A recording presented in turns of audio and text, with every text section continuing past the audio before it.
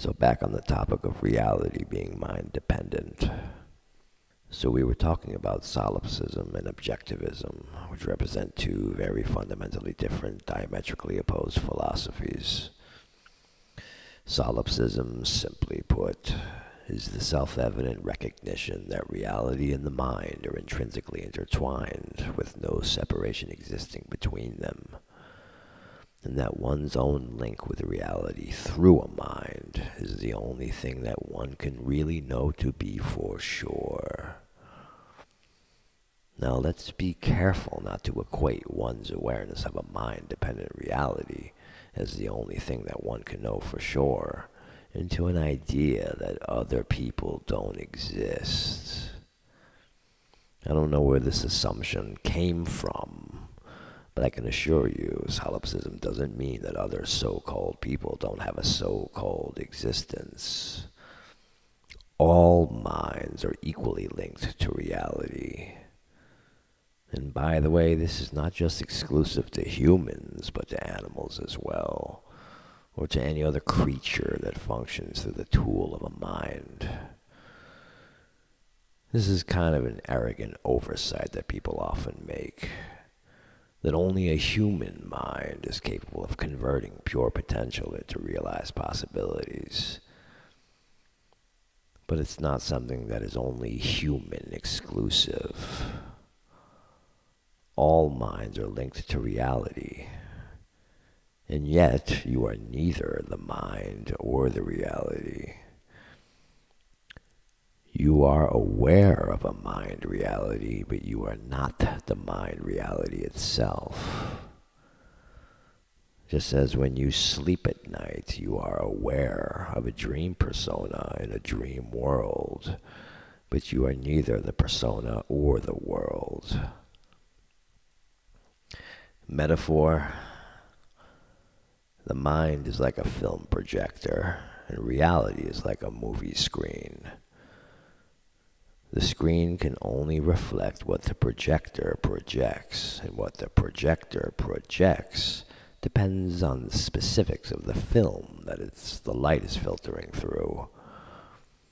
The film, which can be likened to a description of reality, or the essence of imagination, and consciousness, which can be likened to the beam of light, project a reality or moving images onto a screen.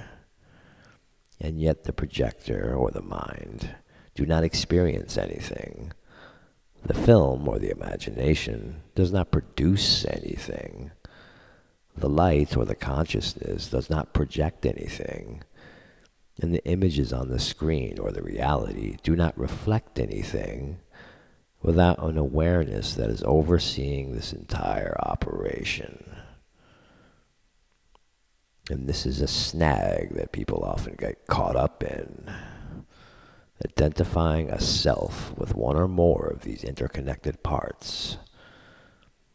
And this is especially true when it comes to the reality or the images on the movie screen. It's easier to overlook the mind, the imagination, or the consciousness, but very difficult to overlook the reality.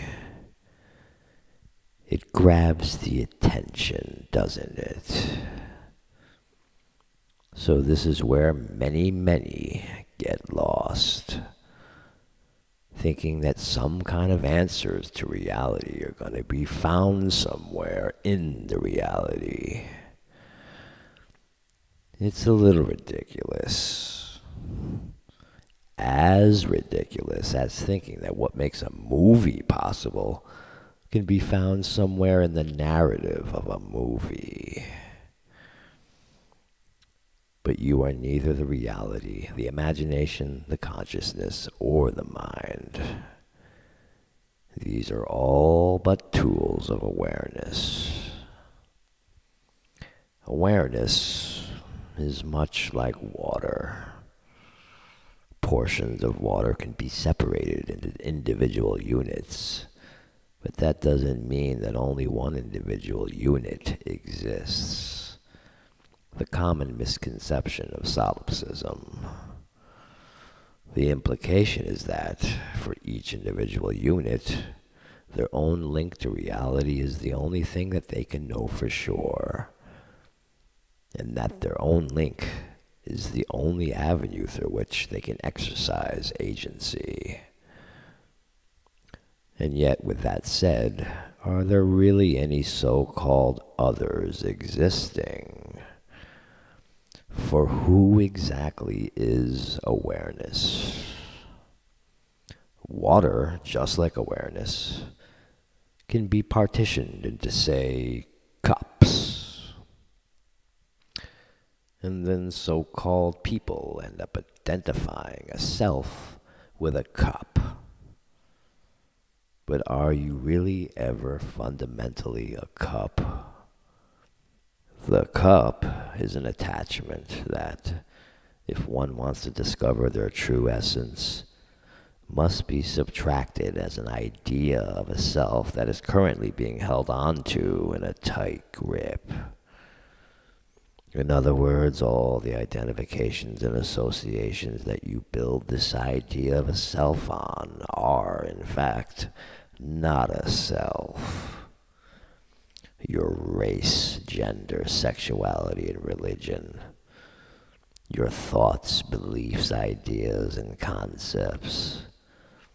Your values, meanings, purposes, reasons, and narratives. Your likes and your dislikes.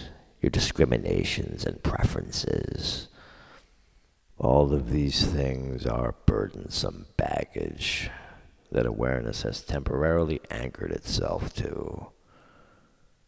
It's okay to let them go.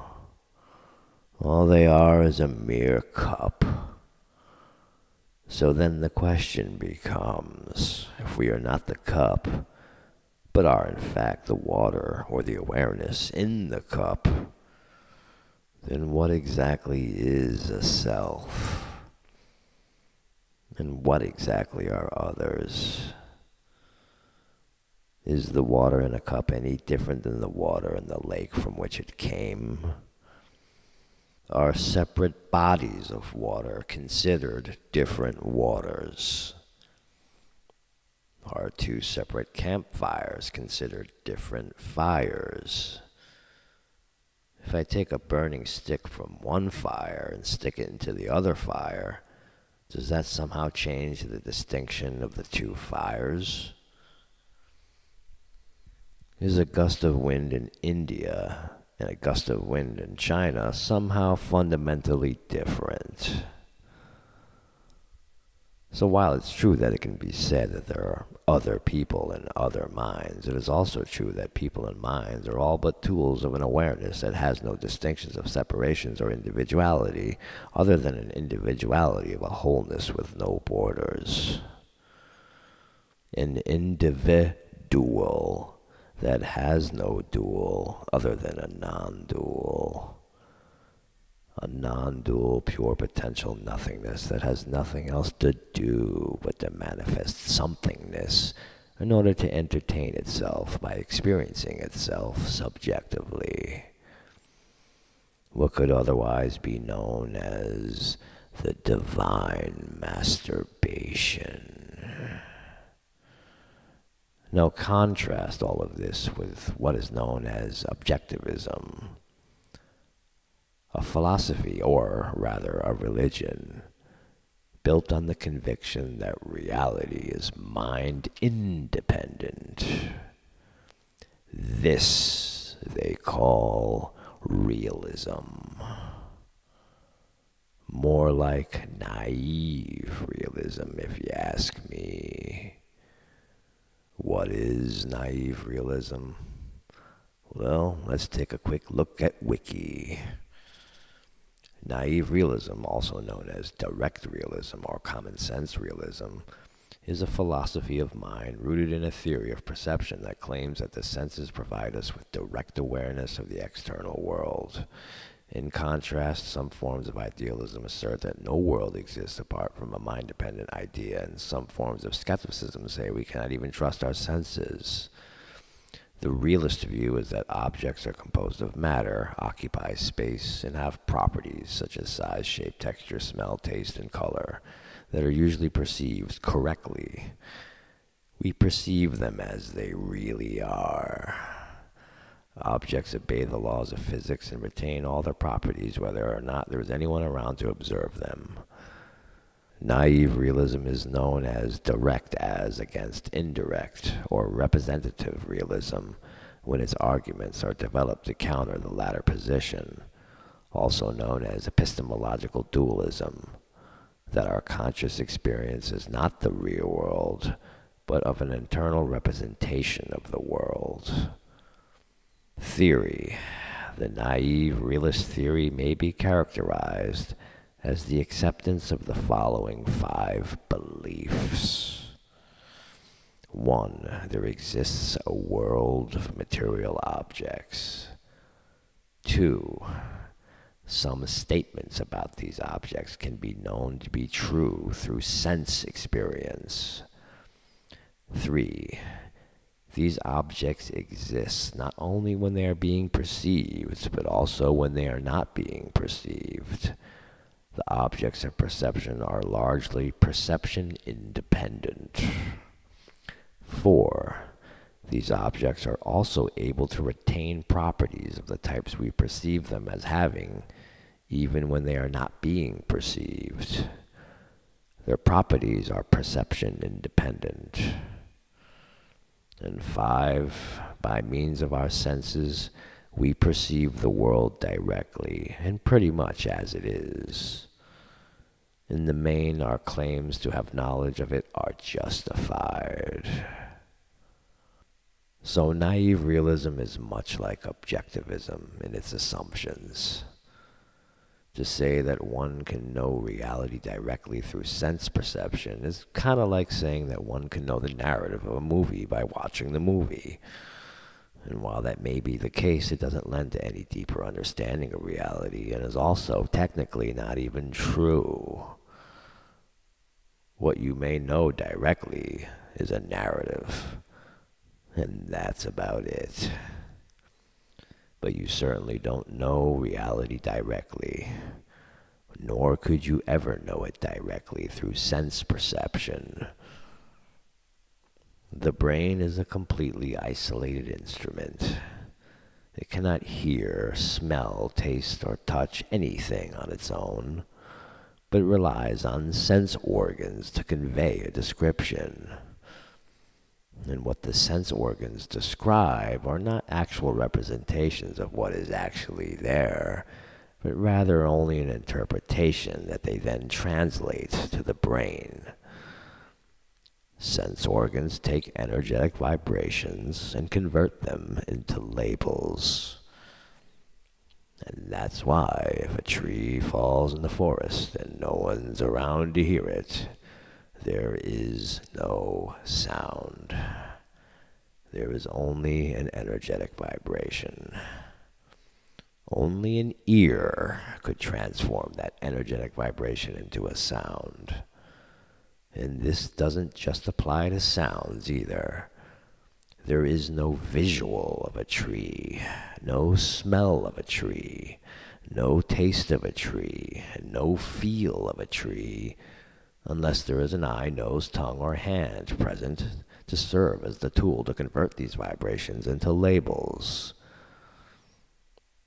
So if you are attempting to use the sense perceptions as a means to know reality directly, it's a lost cause that's not going to reveal anything.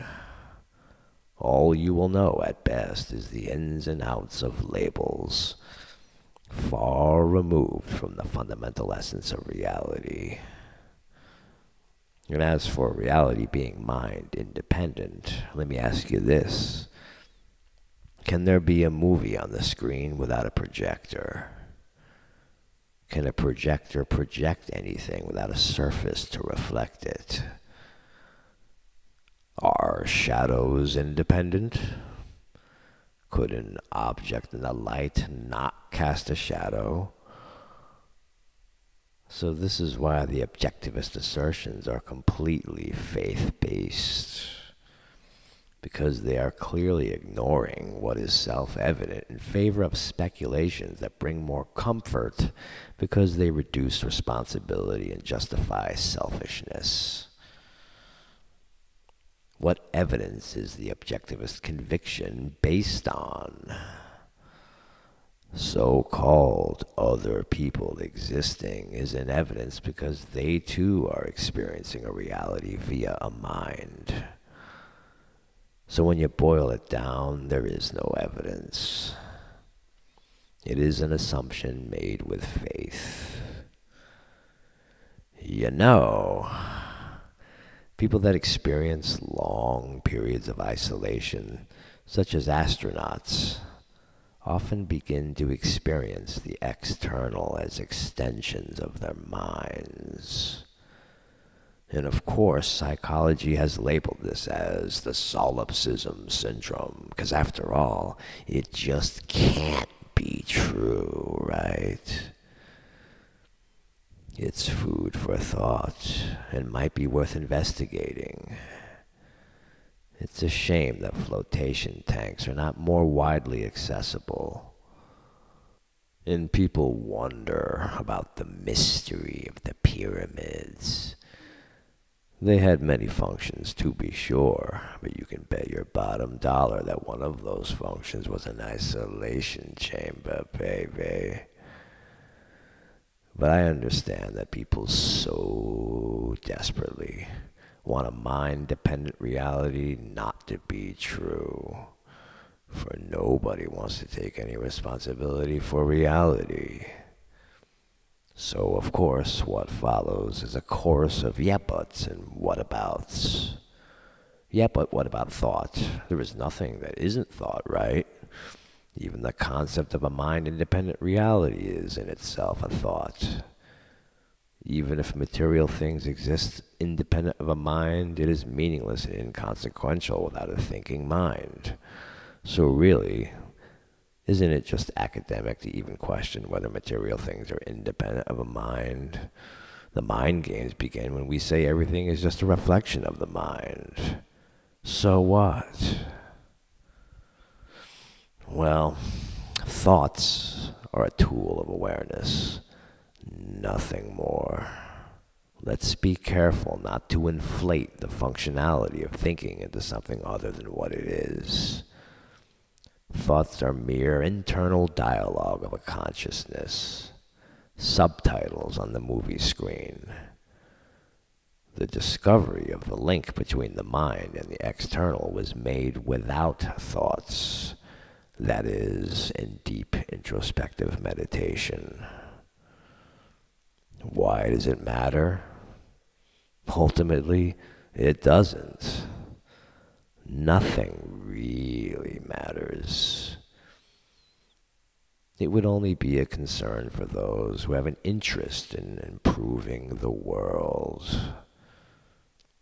Purify the mind, and the conditions of the world will follow suit. Reframing our old, outdated, false beliefs about reality to be in line with the truth would help this along. Why is there so much fighting, injustice, evil, and suffering?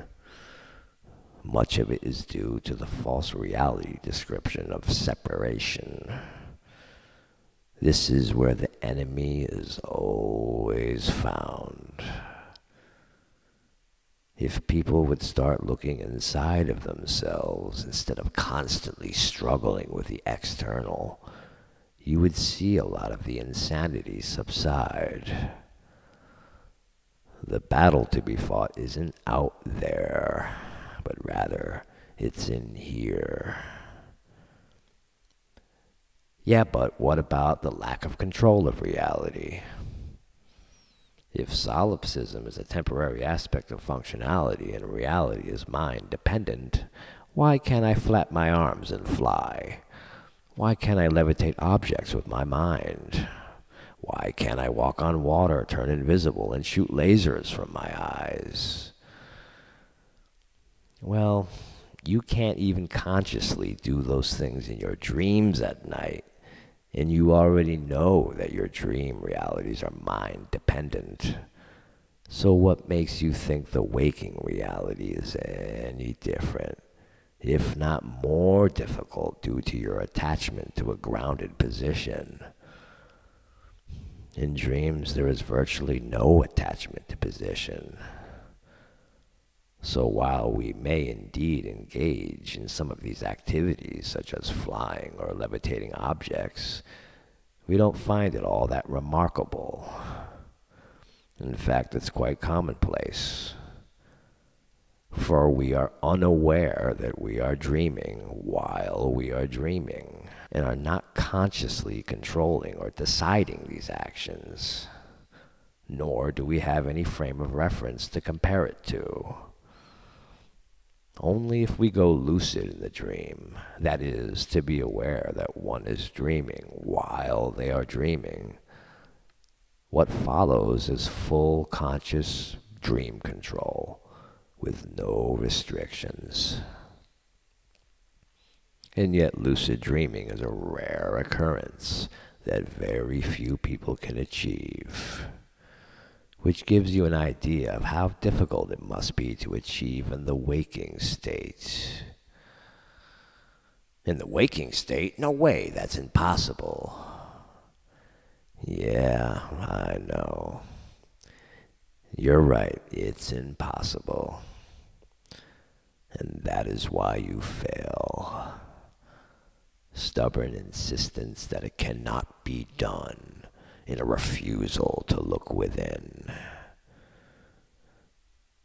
Kind of gives you another clue as to the reasons why people believe reality is independent of the mind. Yeah, they got reasons, all right.